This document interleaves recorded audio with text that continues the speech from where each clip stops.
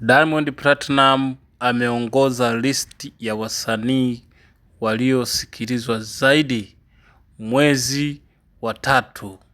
Wanamuziki, imetoka chati ya wanamuziki kutoka nchini Tanzania waliosikilizwa zaidi mwezi wa tatu, ambao namba moja ni Diamond Platinum akiwa amesikilizwa na milioni 20.7, akifuata Rayvanny milioni 20.1, akifuata Mario milioni 13.2, namba 4 ni Mbosso milioni 13, namba 5 ni Harmonize namba 11 akiwa milioni 11.7, anafuata Zuchu namba 6 akiwa na milioni 10.7, akikuja Jux milioni 7, akifuata Alikiba mwenye anamuita mfalme, sijui ni mfalme wa nini huyu, akishika namba 6 akikuwa na viewers milioni 6. Kumbe ameshika namba 8. Anafuata Jay Melody namba 9 akikuwa na viewers milioni 6.